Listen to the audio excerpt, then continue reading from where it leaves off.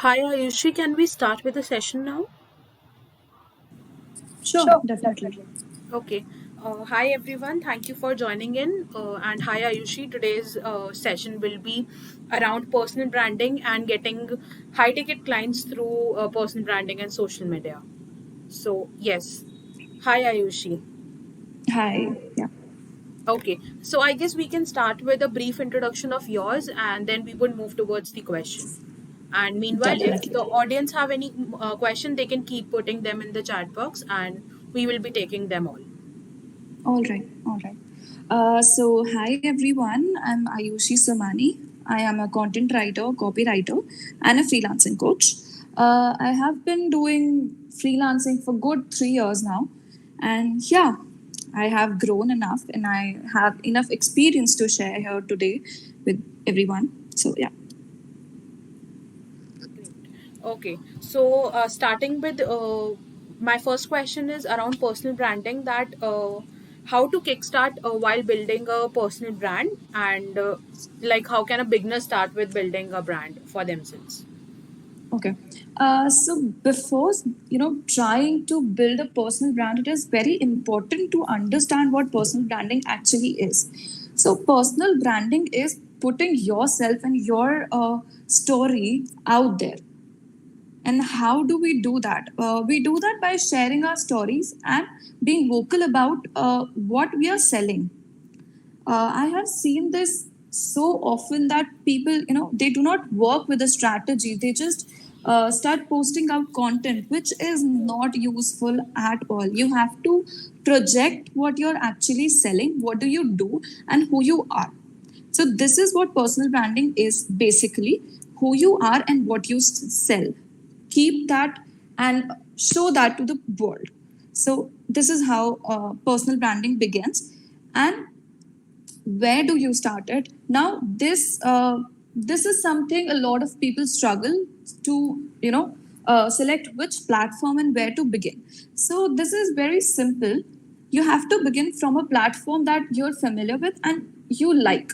So if I say I like posting content, which is very, very important in personal branding. I will go for a platform where people from my industry are present.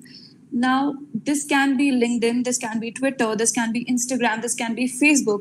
You just have to go out there and you just have to show up every day, start, create content, put that out, start networking, start talking to people, be friends with the camera, network as much as you can, and this is how you kickstart your personal branding. And once you're into it, the process becomes very simple since you have already started, and you start getting results when you start, definitely.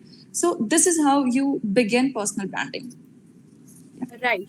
And before actually getting into personal brand and showcasing your services, it's important to actually clarify them within yourselves that what type of services you're open to, what type of projects you can take, and it becomes easy to communicate with the audience then. What do you think? Definitely, definitely. If you do not project what you're selling or what do you do or what you're into, your audience or your potential clients will never come to know why they should, come to you. Why should they approach you? So if you're not giving out a clear message, your personal branding is of no use and you're not doing it right. So yeah. Okay, so here comes a follow-up question that suppose like nowadays I've seen people doing multiple type of things. Suppose there's a student who do freelancing as well and who is open to doing internships or getting a job as well. So in that case, how that person can build their brand so that like he is open to opportunities of various kinds and does he or she can get for the same like it may become confusing but how one can project themselves in that way. Okay. So it's not that complicated really. Whatever your field is, like content writing, graphic designing, or whatever your field is, just starting churning out content. Of course, if you're looking for a job, if you're a fresher, if you're looking for an internship, your work will not be that amazing. You will not be that kind of an expert of the industry. But what you can start doing is you can start putting out your stories or how you are learning every day. If you have any clients, put out their stories. So when you talk about your industry, when you talk about what you do, you are going to attract a lot of people. In this case, when you talk about jobs and internships, you will get a lot and all kinds of offers. You will get freelancing offers, you will get job offers, you will get internship opportunities. All you have to do is mention it. Well, when I do it, I mention it clearly in my posts and in my content that I'm a freelancer.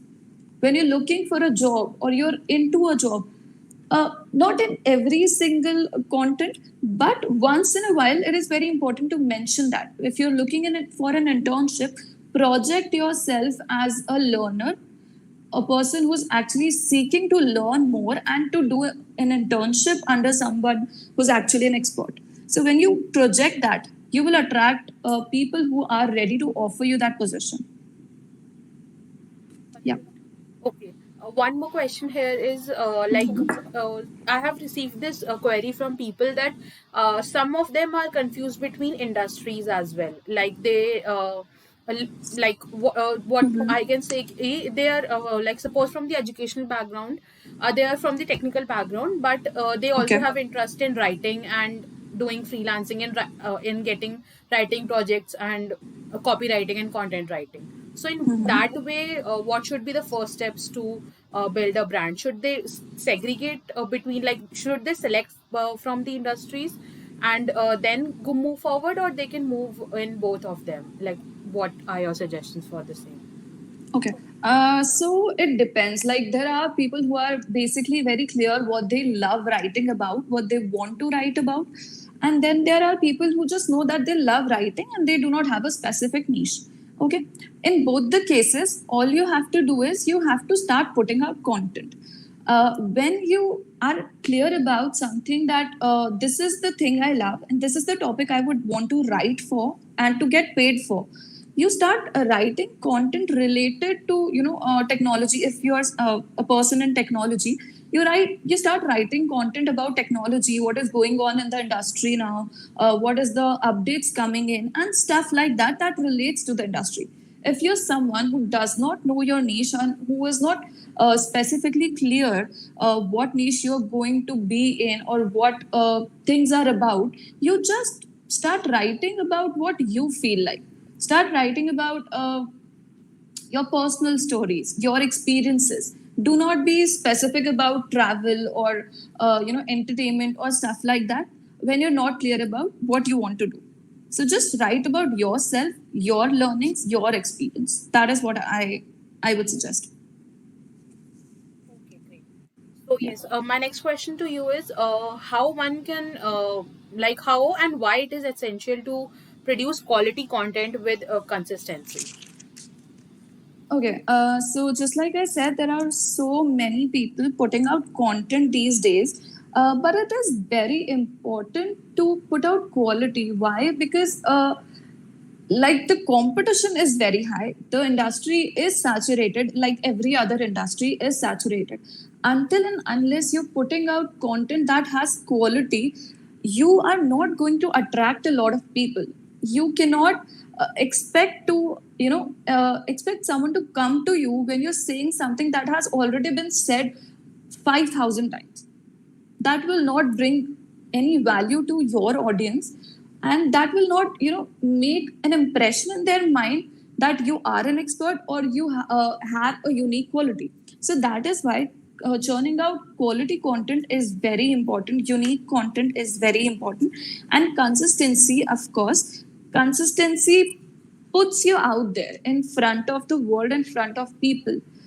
Consistency does not mean putting out content like 2 times a day, 3 times a day, or once a day, or once a week, or anything. Consistency means sticking to a pattern. If you decide to put out your content once a week, that is fine, but stick to that pattern. If you're putting out content thrice a week, just stick to that pattern. This is called consistency. Now, how this helps? This helps as you are going to be, you're going to be forced to churn out content. You will be reminded by yourself that you have to put out content. And the other thing is, you create a psychological impact in the mind of your audience.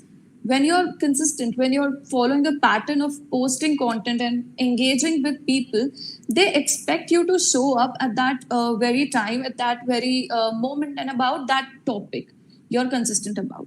So this creates an image in the mind of your audience, and definitely that is going to help you a lot in personal branding. That is how you actually become a brand. Okay. Yeah. So I guess we have a question here that which type of content should we post in beginning? Yeah. So if you're not an expert about in any industry, just post about things you have experienced, like your life stories. If you are a college student, just post things about your anecdotes about from your college, something that you have learned, something that you have experienced, something that has given a motive to you, or things like that. Something motivational that actually motivated you, or your life experiences and what you want to learn and stuff like that. Okay. Hope it answers the question. We can move towards the next question is why to be niche and theme specific while building a personal brand is necessary. Okay. So this niche, sticking to your niche with content creation, I would say, is important, because when someone follows you, when someone starts interacting and engaging with your content, they expect you to, churn out similar kind of content. If say I am churning out content about content writing and freelancing today, and suddenly I start creating content for beauty or for fashion, the existing audience that I have, they will have no interest in fashion and beauty content, and they will decide to leave me. Again, when I am churning out content that is not niche specific, my audience will always be in a mixed situation. They will not get a clear idea of what I do, what I sell, and who I am actually. So, if you're not niche specific, you will never be able to make a very strong personal brand. Your audience will always be confused, and your potential clients will never know you can be their potential higher. So yeah, that is why it is very important. And with theme, the theme thing is again hitting psychologically. When you associate yourself with a theme, your audience will start identifying you with that particular theme. Then when once a while you post something which is very different from your theme exactly, you get more attraction, you get more engagement, you excite people that, oh, this is the other part of their life, this is the other part of their work. So this is what happens. This is why theme is very important. Right. And by theme, you mean the brand colors and the brand tagline and everything. Everything, the kind of concept you're using, the kind of background you're using, the kind of language or tone you're using, the kind of music, I would say, or if you're doing drama, if you're doing comedy with information, so just stick to that. That is what I meant with theme. Okay. So, what do you think about experimenting with different themes at first? Because, at first, Mm-hmm. when we start creating content, we may not know ki what works better for us. So Yeah, maybe we can experiment and then we can see ki what our audience is liking more. definitely. Experimentation is very important. Very important. When I say stick to your theme, I meant was when you're established enough, when you have a certain kind of following, then you can you can have a particular theme. Of course, you can still put out a little different kind of content with your existing theme, but sticking to theme is important when you are already established. In the beginning, when you do not have any idea what is going to work for you, it is very important to experiment. For someone, it may, comedy content may work wonders, but for you, it may not work at all. For you, it may work like a serious stuff, seriously speaking to your audience may work for you, and may not work for the other person. So this is what, yeah, experimenting with themes is important. By. We have a question from Shivangi here. Mhm. Creativity is something that attracts users more, but when it's a long format content like PR or guest post or maybe a blog, how to make readers stay till the end? And how, yeah, you can answer this question first. Okay. So when you're creating content for blogs or for long form, in long form, I would say if you're talking about a LinkedIn post, that is also long form. If you're talking about a blog, that is also long form. But the length of the two differs extremely much. So the only thing you can do to make a reader stick till the end is be very specific about what you're giving, but again, do not give it till the very end. If you want to talk about a result, something that you have achieved, do not reveal it in the very beginning. Make sure you keep them stuck to the suspense till the very end. Your hook should be very important. Just give out a gist of what you're going to explain or what you're talking about in the article or in your post in the first three lines, and then move forward. Keep a little suspense, keep a little thrill in the content. Obviously make the content very quality driven, and by the time you approach the end, that is when you give out the surprising element of your piece. Yeah. Okay, so the next question is, how can we reformat the style of writing with creativity? Okay, reformatting is like just experimenting with stuff. You can experiment with, you can, if you want to try a different kind of creativity, you have to go and read stuff. You have to go read a lot. So, what happens is when you read a lot, when you read a lot of quality content, or when you read a specific kind of creative content, your mind accepts that, and then you start churning out content like that. So suppose you're doing one kind of creativity and you wish to do something else, start reading stuff on that kind of creativity. And then when you read a lot about it, and when you read uh, a lot of blogs or topics written with that creativity, you will start churning out the similar kind of stuff. Okay, I hope it answers the question, Shivangi. Uh, Yeah. yeah, we can move forward with the next question, and that is, why to use different content formats for different social media platforms? Okay. So a lot of people, a lot of content creators I've seen recently, they're very confused about what to post where and how to post where, and why are people not engaging with the kind of content we are posting and stuff. So what happens is every platform has its own style. If you start posting out content on written content, long form content on Instagram, no one is going to engage with the content. No one is going to come and look at the content even. Why? Because it is a photograph based platform. And now it is a reel based platform. So yeah, so that is why it is very important to stick to what kind of content the platform expects. On Instagram, I would always suggest to go for reels, and if not reels, then carousel posts, and definitely go for a lot of stories. And within your carousel posts and with your reels, a long form what is this called? Caption is welcomed. You write that, and that is how you attract a lot of people to read also. With with LinkedIn. LinkedIn does not help a lot with videos and photographs. It's a text based platform. People are more interested in reading than just looking at the pictures or looking at videos. So, this is why it is very important to write.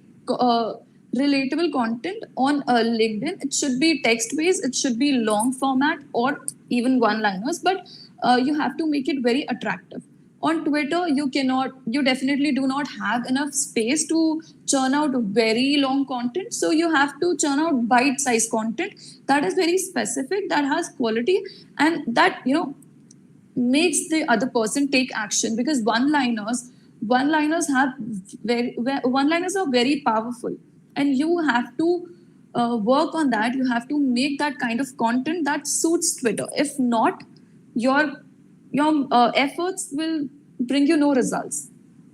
So that is why it is very important to stick. Right. And in on LinkedIn, I have also observed that the document format is also getting more engagements. Yeah, now it is developing, and I also heard that LinkedIn is going to start like ad promotions, which is basically going to be carousel based, and carousel based are in the form of document only on LinkedIn. So yeah. So, my next question to you is the final question of the day. Yeah. How to attract the high ticket clients with personal branding? Okay. So whatever I have talked about till now, if you do it right, if you do it with a very driven strategy, you are going to attract high ticket clients. Now, who are high ticket clients? The clients who are ready to pay a good amount for premium quality of content or premium quality of services. You cannot expect to give low quality of work and expect a large amount in return. You're not going to get that. Second, high ticket clients are very specific about their needs, and they have they leverage you with time and scope and everything. You have the create most of the times you have the creative aspects in your hand. You're not tied up. So this is the second point. High ticket clients also have this thing that they always do a very deep research on the person they are going to hire. So how are they going to do that deep research?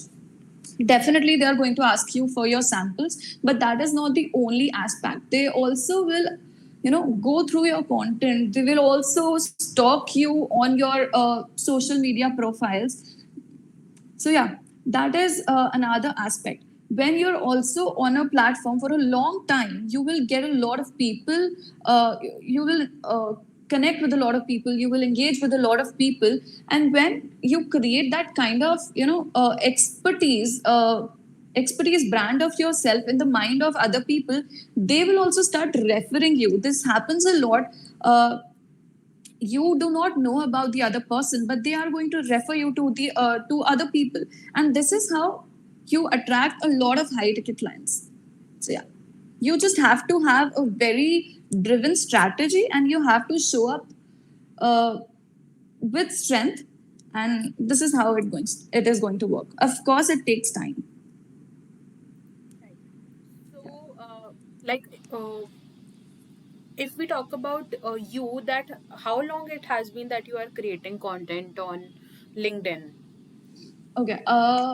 For me, it's been 14 months now. I started creating content in May last year, 2020. And yeah, it's been 14 months. Right. Okay. And from then I just saw your post that you have got 350 plus clients while doing personal branding and from the LinkedIn. Yeah. Yeah. I have got a lot of leads. I would say I have received 1,000+ leads till date, but of course you cannot take every lead. And when this is another perk of personal branding. When you're doing personal branding and you have established yourself, you get a lot of leads, and then you have this luxury of choosing who you should work with, who you are attracted to, what kind of project you want to work with, what kind of client you want to work with, what kind of budget you want to work with. So when you have a personal brand, you attract a lot of people, a lot of clients. So yeah, this is how you get to choose. So yeah, definitely I got like 1,000+ leads, and I decided to work with some 350 of them. Yeah. Okay. So here comes a question that you talked about the high ticket clients, but like if someone approaches us for like if we get an inbound lead So how can we make sure that matlab, not make sure, but how can we get to know ki that person is a high ticket client or like it has a long term work or some short term work only? Okay, long term and short term, this clearly depends on the communication. You have to ask them. You will not know it until you ask them.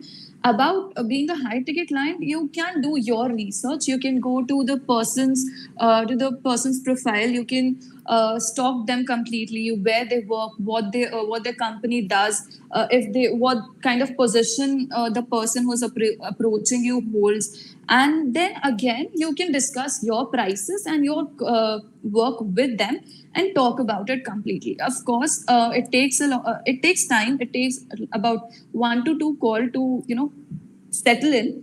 But yeah, this is something you have to do. You cannot escape that. If you want a client, if you want a high ticket client, you have to talk to them about this. Right. And also, I have heard this that some of the freelancers do this, that they send a form to them asking the basic questions and the budget to the client. So from that, maybe you can get to know. So is this approach a good one, or like the research and the call would go best? I wouldn't. I wouldn't suggest this, because a client who is approaching you, they of course they do not. They have enough options, and they're not going to invest their time in filling out a form that is useless, which they can actually talk about in person. When you're talking to a person, even over the chats or over call, the kind of intimacy you share is very different, and on a form it's very unfamiliar. They are not getting to get a bond with you. When you're talking on a call, there is a definite chance you get to make a bond with your client or your prospect. So things better work when you have a certain kind of intimacy or certain kind of bond with your prospect. Things definitely take a step forward then. If you giving out a form, people that like offends a lot of clients. I have never tried it, but I have heard about this, and yeah, it offends a lot of clients, and it makes them unattracted to you. And when you talked about sharing their budget, this is one thing that I do not promote. If you ask for their budget, they will of course quote a very less amount or something they are not willing to pay, and like something they are willing to pay, and that is not suiting your budget. So when you ask for their budget first, and then you later on give your budget or your prices, there is going to be what I say, Maybe a it was conflict.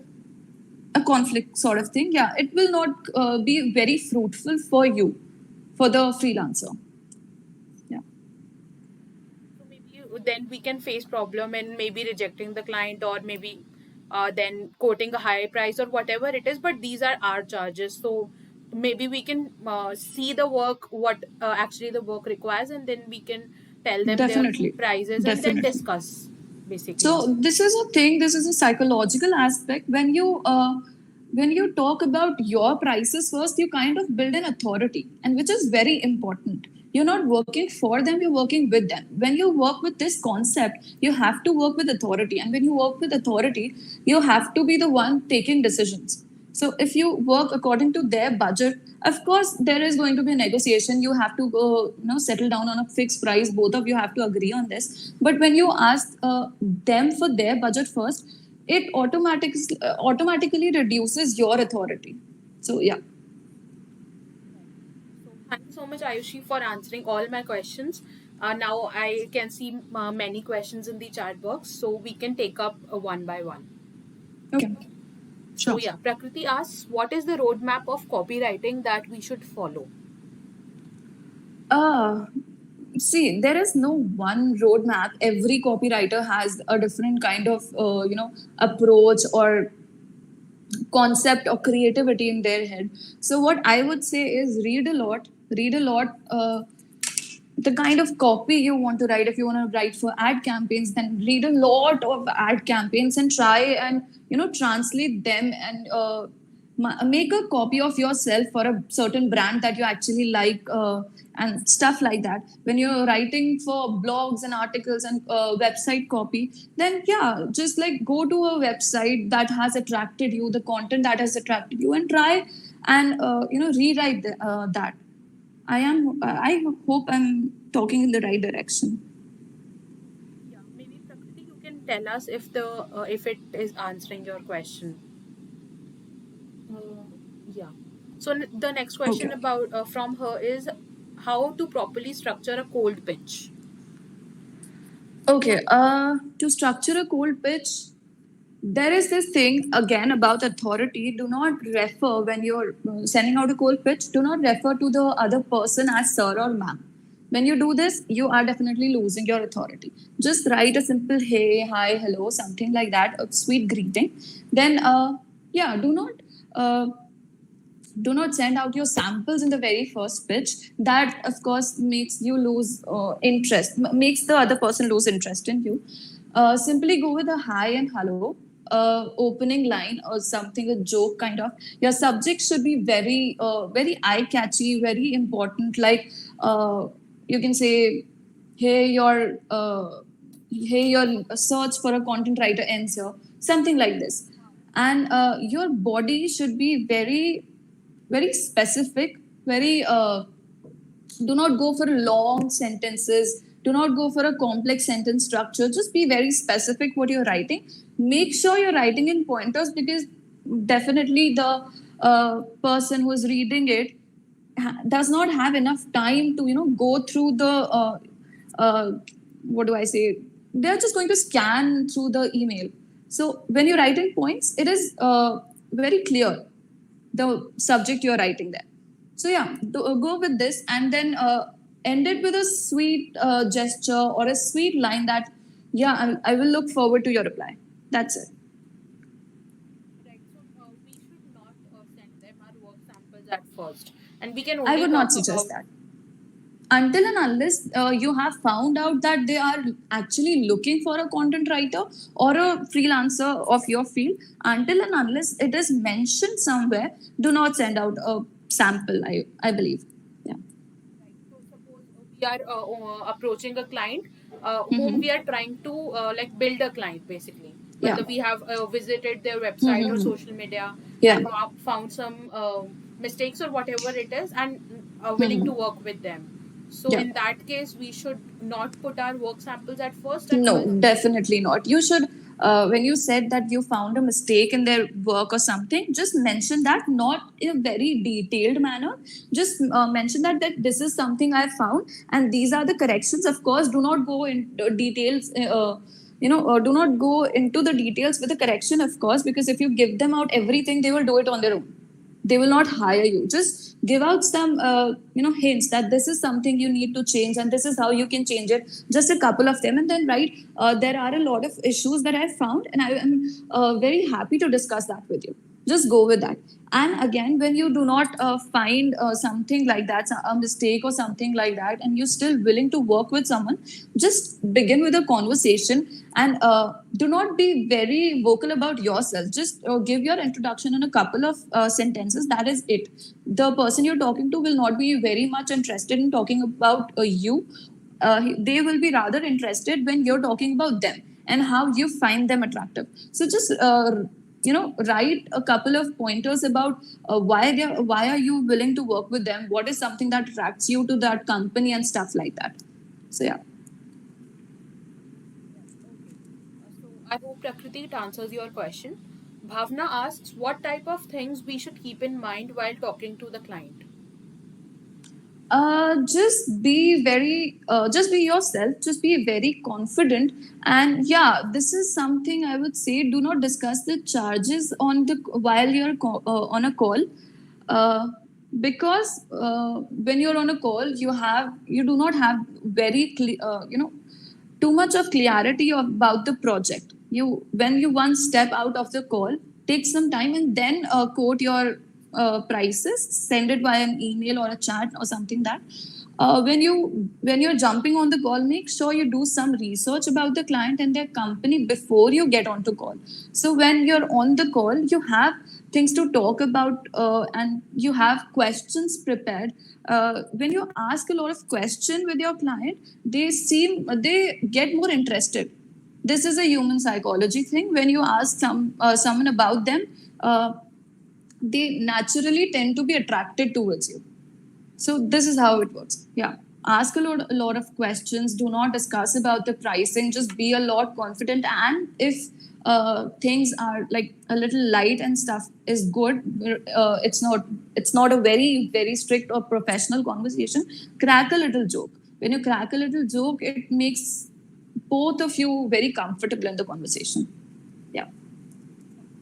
So here, I wanted to ask you a question that there was a client who had an offline business before, and when he Mm-hmm. approached me, he actually want to shift his offline business to online, and basically Okay. get leads from that online business. And that online Mm-hmm. business means setting up a website, setting up their social media handles, and everything.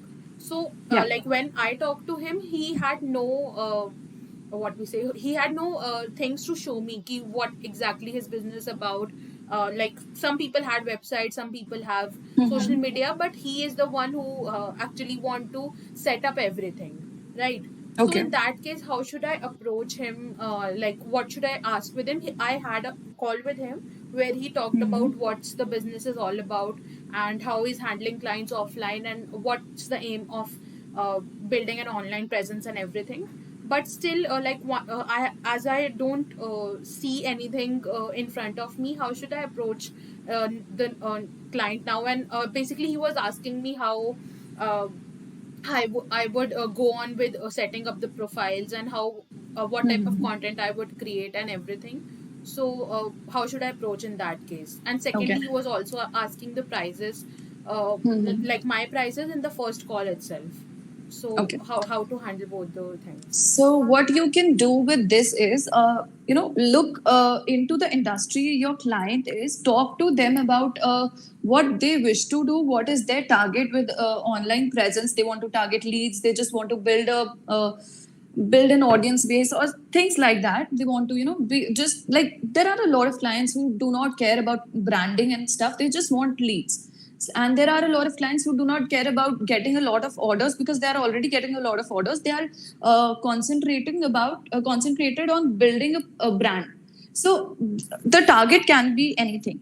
So when you do not have something in front of your eyes, just discuss this, what they are already doing in their offline business, and then go to, similar companies in that industry. Just look for what they are doing and try and understand what kind of approach you can take. So, yeah.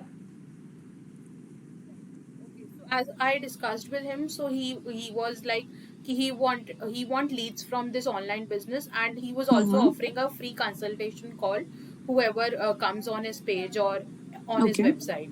So these were the Okay. details I asked him, and then he was asking me ki what content strategy you would apply, and how would I get leads, and what are your prices and everything.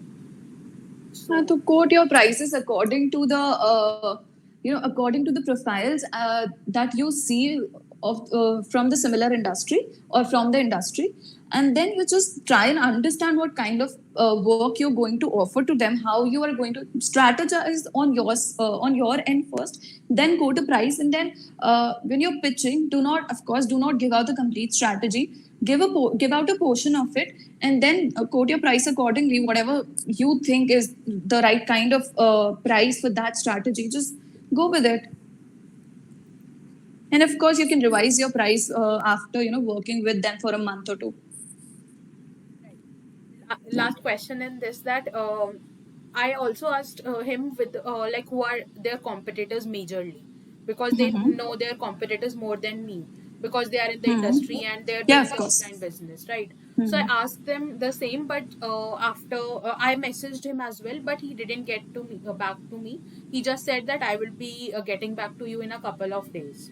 So now So, should I mhm. like what message him again with everything, or how should I go forward with it now? Definitely, just ask them for an update after a couple of days. So what I do is I follow a routine. I first go for a call, not a call exactly.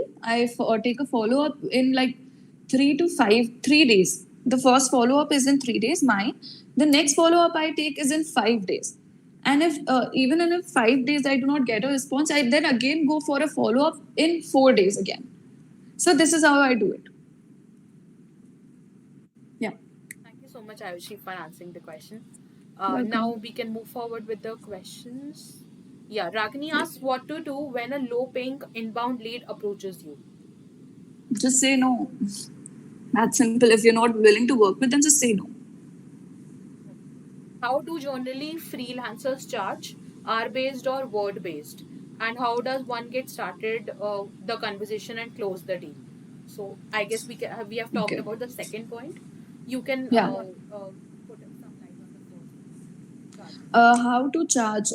See, everyone prefers a model that suits them. There are a lot of people who charge per hour base, but then you have to give out results according to that hour. You have to work constantly in that hour. You have to constantly keep updating your client what you did in that hour. So yeah, it becomes a little hectic when you charge according to what. There is a slight chance that you do not get to get the complete amount, the complete charges in advance. What you can do is you can, establish a kind of rate card like for 1,000 to 800, 800 to 1,000 words, this is going to be my amount. For 2,000 to 5,000 words, this is going to be my amount. So this way you can charge.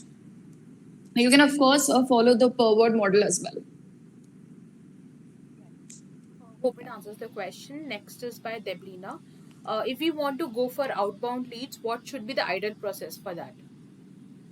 Okay, this is a long thing. There are a lot of processes, but yeah, cold emailing is like the best way.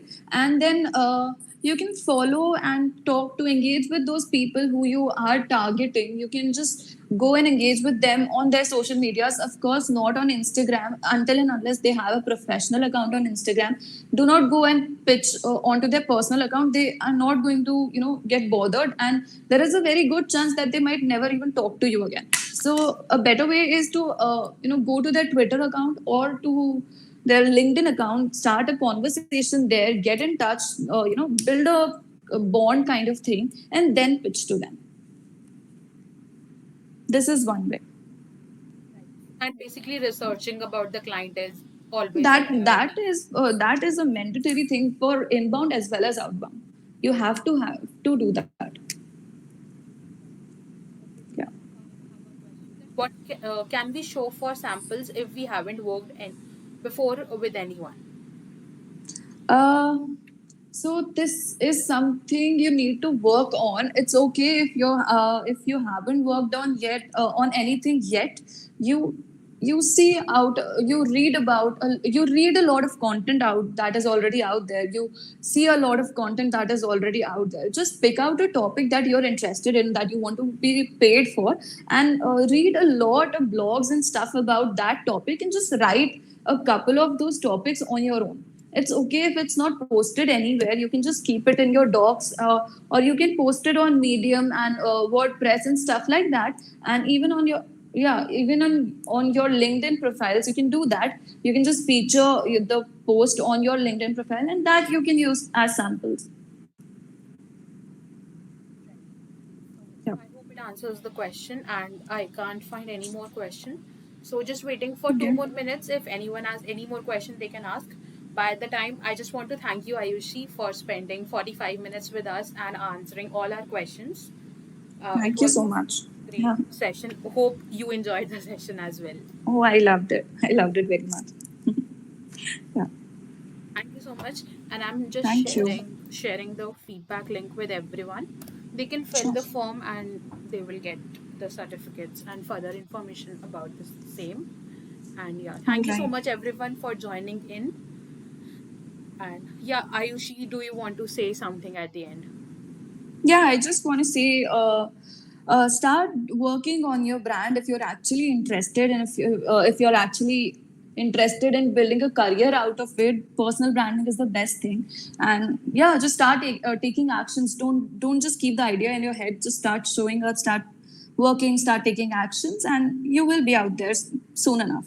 It doesn't take a very long time when you're putting in right kind of efforts. So yeah, just that. And it can be at any stage, like whether you are a Definitely. student or a freelancer or a job person or Yeah, at yeah, any age, at definitely. any profession. Personal branding does not have to do anything with your job and stuff. You just have to make your brand out of yourself.